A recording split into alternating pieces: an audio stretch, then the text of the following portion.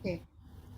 Thank you for this opportunity, Dr. Karobi ma'am. So my talk is related to ROP associated with autism, cerebral palsy, and learning disorders.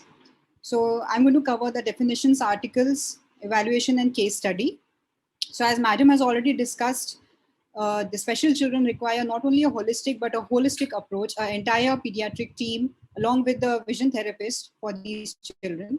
So autistic spectrum disorders is a heterogeneous group of developmental disorders characterized by qualitative impairments in communication, social relations, repetitive and restrictive behaviors in the interests.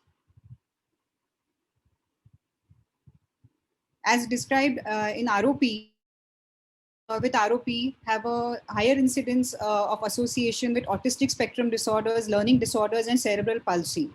There is a loss of autoregulation of the cerebral circulation, which results in the hypoperfusion of the watershed regions between the hemispheres. So this is an article which had stated about the power and promise identifying the highlights related to the biological markers persisting to autism spectrum disorders and the red flags which were seen in autistic children where the evaluation of the child is done by no pointing or pointing by the gestures of 12 months, no single words which are being expressed by the child by 16 months, that is a delay in the developmental milestones. So children who are blind due to ROP are at an increased risk of severe developmental disturbances.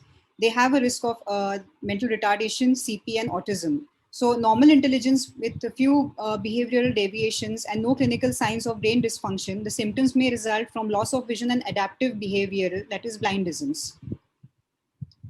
So there have been quite a few studies which have described a relation between autism spectrum disorders in survivors of extreme prematurity, and hence in children of ROP, post-ROP evaluation or post-ROP treatment, they have to have a long-term follow-up to rule out all the spectrum of disorders that can be associated with that.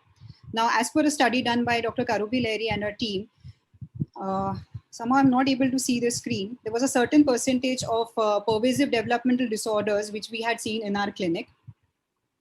And based on that, we found out that as per the pervasive developmental disorders, the types are, there could be autism with or without cerebral palsy, there could be Asperger's syndrome, there could be childhood degenerative disorders, Rett syndrome. They get detected by 3 years of age, though it can start earlier. So as per our study, we found about 68% of children with autism with 4% of Asperger's. Then comes learning disability. So in learning disability, there is a problem with the speech development. These children can go to school and do well in schools. There is a lot of improvement seen in these children with speech if proper glasses are given. The glasses can be given earliest at 2 months of age. They may have difficulties in visual reading, writing, and difficulties in performing daily activities. But if the glasses are given, they do pretty well. Now, extremely preterm children are a higher risk of having neurodevelopmental delays, behavioral problems, social difficulties, and impairments of executive problems. It affects more of children who have very low birth weight or who are born extreme preterm. Now, how do we evaluate them? As already discussed by Dr. Karovi ma'am, was through the pediatrician, through the pediatric evaluation, a neurological evaluation, the neuromotor evaluation, hearing, vision, cognitive, and motor evaluation.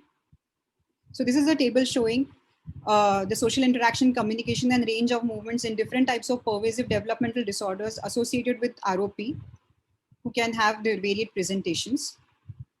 So pervasive development disorder has a cause and effect.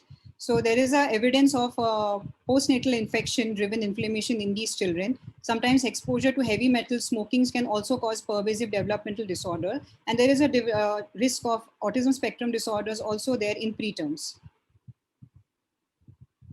So as per our study, I'm sorry, I'm not able to see the screen over here. I don't know what technical problem is there. So how do we do an evaluation of these children is by cycloplegic refraction. We can atropinize them for 3 days, followed by retinoscopy in pre-verbal children. And the glasses can be prescribed at 6 months of age. So this is the percentage of children who had worn the glasses and the remaining who had not worn the glasses. This video was already shown by Dr. Karobi ma'am, how the child was doing well post glasses.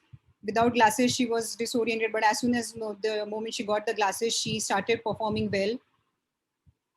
Now in visual behaviors, there's a lot of avoiding chaotic eye movements, faking, overlooking, head shaking, squeezing lids due to photophobia. And the signs which we are supposed to look out for when these children are not giving us vision, when they walk in the clinic, are good eye contact, fixation and following, which means there is a good functional vision. And if you want to rule out a bad visual dysfunction, you have to look out for wandering eye movements, nystagmus, and tonic gaze preference. Now the question is, how much can my child see? So the different tests which Madam just described was to look for preferential looking test and visual function battery, which was already described. And visual acuity measurement can also be done with optokinetic nystagmus drum. Behavioral elements in developmental children, it helps in the correction of visual functions. It helps in the proprioceptive sensations. Neck holding, truncal balance, sitting in place and walking are the important elements which are supposed to be seen. The take-home message is all preterms need to have a refraction at 6 months of age. All delayed visual maturation children due to CVI need to be referred early. And all of this in their lifeline is very important for their visual maturation development.